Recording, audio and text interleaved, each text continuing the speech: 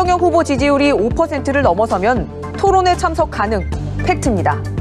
허경영 후보는 국가혁명당, 바로 지지율 3위를 기록한 여론조사 결과. 특히 허경영 후보는 주목을 해요. 그렇죠. 왜냐하면 허경영 후보의 경우에는 그 정책이나 이런 걸 보면은 그 현실 가능성, 실현 가능성 따라서 일관돼 왔다는 거죠. 허경영 후보의 탄력을 받을까 아닐까 여러분은 어떻게 생각하십니까? 글쎄요, 지금 정치권에서는 허경영 후보가 그런 역할을 해주기를 저는 기대를 합니다. 허경영을 찍었습니까? 네네, 그렇습니다.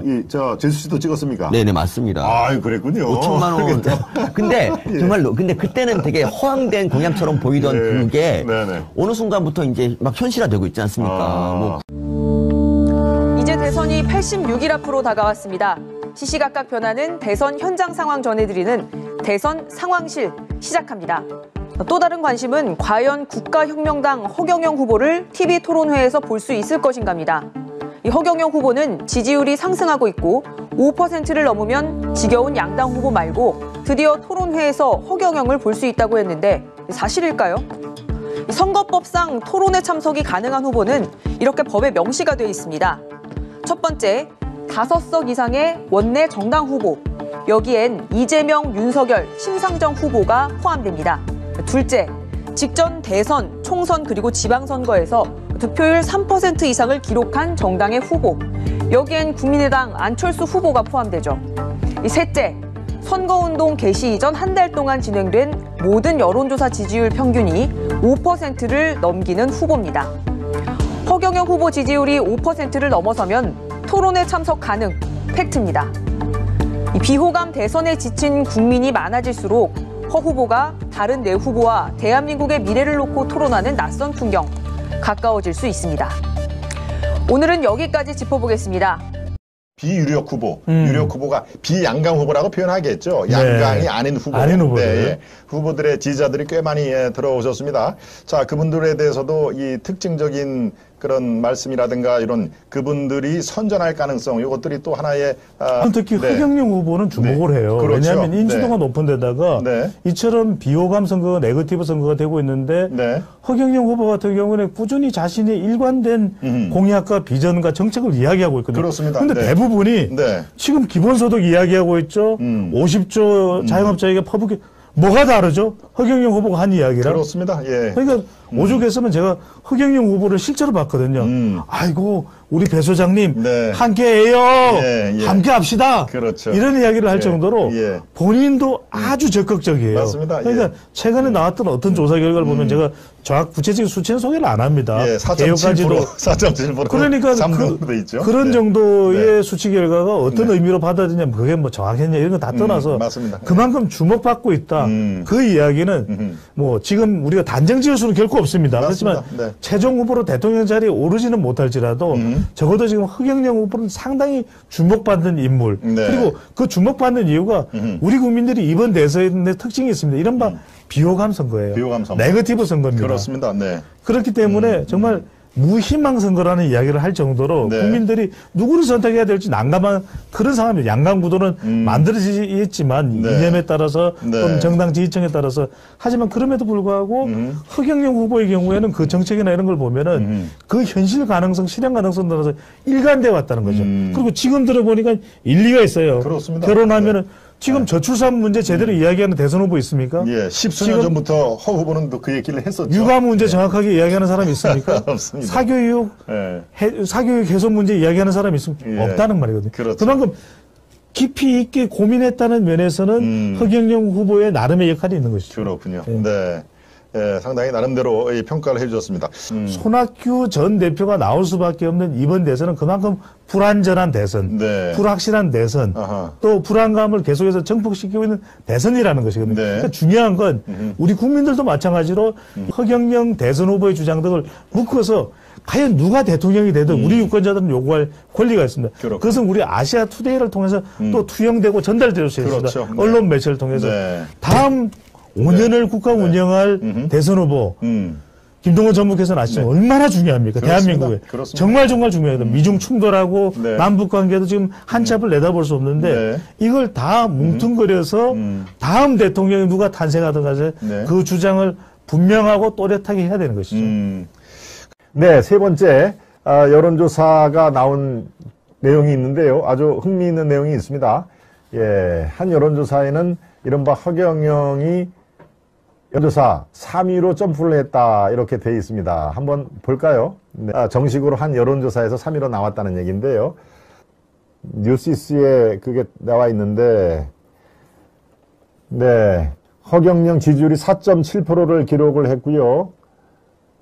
허경영 후보는 국가혁명당, 네, 바로 지지율 3위를 기록한 여론조사 결과, 예, 관심이 물론 당선권하고는 아직도 차이가 꽤 있습니다만은 이른바 정의당이라든가 국민의당 그 안철수 후보를 뛰어넘고 3위로 점프를 했다는 것은 나름대로 좀 의미가 있습니다. 그리고 신선한 변화의 바람도 좀 기존 당에 식상한 분들이 너무 많기 때문에 그렇습니다. 이 3위 유지 또는 4.7에서 어느 정도 5% 벽을 뚫고 갈지 아마 여러분들이 또 다른 관전 포인트인데요. 대략 마의 벽이 1차 마의 벽이 5%포인트로 여의도 정치권에서는 얘기를 하고 있습니다. 5% 넘어가기는 굉장히 힘들다. 단지 5%를 넘어가면은 그 뒤에 탄력을 붙어가지고 7, 8까지는 올라간다. 7, 8에서 또 10% 넘어가기가 또 한 차례 마치 계단식의 그 어려움이 있다는 것이죠. 근데 10%가 넘어가면은 또 14, 5%는 또 그냥 올라간다. 그렇게 여의도의 분석가들이 얘기하는데요. 허경영 후보의 탄력을 받을까 아닐까 여러분은 어떻게 생각하십니까? 글쎄요, 지금 정치권에서는 허경영 후보가 그런 역할을 해주기를 저는 기대를 합니다. 또 그러고 실제로 저렇게 4.8%까지 오른 그 요인에는 아마 기존 양당 그리고 진영 논리에 아주 진절머리를 내는 그런 그 국민들 유권자들이 뭔가 좀 참신한 후보가 없나라고 하는 그런 그 결과의 부산물이 아닌가 싶은 생각이 드는데요. 네, 참신함 이런 것들이 이제 정책으로 승화가 되고 정책을 또 이 유권자들이 또 공감을 하고 하면은 뭐 지지율은 더 올라갈 거라고 저는 봅니다. 네, 당선 여부하고 관계가 없이 네, 제가 글쎄요 허경영 후보가 거주하는 저 경기도 양주에 있는 뭡니까 하늘궁, 네, 하늘궁에 한 달 전에 제가 직접 그 현장을 방문해서 방송을 같이 했죠. 여기는 우리 이스텝 PD분들하고 같이 가서 방송을 했는데요. 예, 뭔가 하여튼 말도 그렇고 언행도 그렇고 대한민국의 기존 정치 문법을 따르지 않는 대한민국의 아주 독특한 정치인 것만은 분명한데요. 네, 서민 교수가 어제 제 이 자리에서 같이 대담을 1시간 반 동안 했습니다만은 허경영 후보를 찍었다는군요, 본인이. 지금 우리 시청자 여러분께 허경영에 대해서도 한 말씀 해주세요라고 하는데 한 말씀 해줄 그런 그 내용이 좀 있으십니까?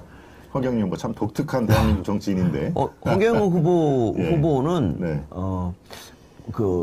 너무 시대를 빨리 태어난 게 아닌가. 그러니까 시대를 앞서갔다. 예, 2007년에 네. 이제 그분이 결혼하는 사람한테 5천만 원을 준다고 그랬죠. 한 적이 있어요. 그랬죠. 그때 이제 네. 제가 길거리 가다가 네. 제 아내랑 같이 길거리 가다가 이제 결혼하기 전인데 그때 허경영 후보를 만났어요. 그래서 이제 제가 길에서 네네. 예. 그래서 제가 이런 말을 했어요. 네. 1월달에 제가 결혼할 건데. 네. 임기는 3월부터지 않냐. 1월달에 결혼하면 돈 안 주냐 그랬더니 주겠다고 약속을 했거든요. 그래서 아내하고 저하고 허경영을 찍었어요. 물론 이제 허경영을 찍었습니까? 네네 그렇습니다. 제수 씨도 찍었습니까? 네네 맞습니다. 그랬군요. 5천만 원.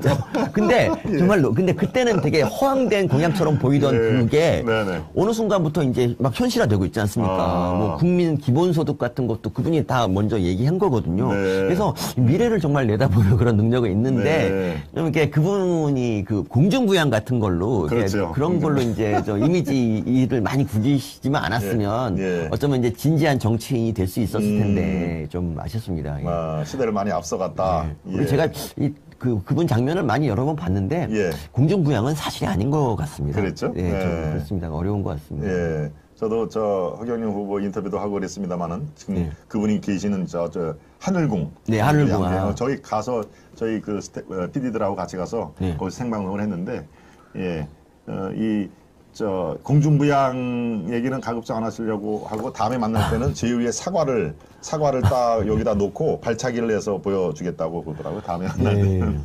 홍영욱 후보는 키도 굉장히 크고 네. 얼굴도 그냥 잘생기고 그렇죠? 거의 8등신 정도 되는 예. 그런 외모였기 때문에 아하. 어쨌든 마음 잡고 정말 정치했으면 더 좋았을 텐데. 그랬군요. 네, 우리 허경영 후보 지지자들이 우리 시청자 여러분 계시는데 우리 서민 후보님 아주 듣기 좋았겠습니다. 예, 실제로 이전 그 대선에서 허경영 후보를 찍었답니다. 그 정도까지 확실하게 또 각인을 시켰으니까. 그리고 총선 때는 제가 허경영 후보님을 변호하기도 했어요. 그러니까 변호를 어떻게? 그러니까 그 당시 허경영 후보가 지역구의 여성을 3분의 1을 이제 집어넣었어요. 그러니까 지역구 250개 중에서 80개를 그렇죠. 여자를. 전국에 다 냈죠. 전 지역구를 다 냈죠. 155개 중, 그러니까 전국에 다 냈죠. 그렇죠. 그렇죠. 그래서 선관위로부터 돈을 받아요. 그러니까 여성일 그렇게 하면은 돈을 준다고 해서 그렇군요. 몇십억을 받아요. 예. 근데 그걸 가지고 이제 이걸 미리 노린 거 아니냐고 꼼수를 막 부렸는데 꼼수로. 그게 전혀 사실이 아니고 허경영 후보도 모르고 있었어요. 네. 그런 게 있는지도 몰랐는데 그냥 그리고 그걸 받아서 그 후보들한테 전부 나눠줬어요. 네. 이걸 가지고 욕먹을 일이 아니죠. 그 당시 뭐 민주당은 위성정당 만들어 갖고 국고 보조금을 그렇습니다. 막 몇십억을 맞습니다. 타던 그런 와중에 그렇습니다. 허경영 후보가 정당하게 여성 우대에서 받은 거를 갖고 뭐라고 겸하는 게 전 너무 분해서 그렇겠네요. 그때 막 채널에 돌직구쇼 나갈 때인데 그때 막 변호했고요. 그래서 이제 그 허경영 지지자분들이 저한테 막 전화를 했어요. 우리 쪽으로 붙어라 이렇게. 네. 그렇군요. 네. 예. 허경영 후보의 그 공약 그 당시에 굉장히 참신했었다. 단 이렇게 실현 가능성은 별로 없어 보여도 공약 자체가 그래서 찍었노라고 서민 교수가 얘기를 했는데요. 그런 그 약간의 좀 비현실적인 그런 공약이 10수년, 20년 지나면 서로 지금 이 벤치마킹을 하는 거 아니냐. 글쎄요, 국민소득, 기본소득이란 이재명 후보가 약간 모든 사람이 그렇게 반대를 하면 철회하겠다라고 얘기를 했는데요. 모든 사람들에게 이른바 퍼주기 이런 것들이라면은 글쎄요, 허경영 후보 쪽은 퍼주는 게 아니다. 그거는 세금만 절약하면 충분히 가능하다라고 얘기를 했습니다만은, 이른바 여러 사람이 지금 벤치마킹을 한다는 의미에서 다시 한번 주목을 해야 될 그런 정치인 아닌가 생각이 듭니다.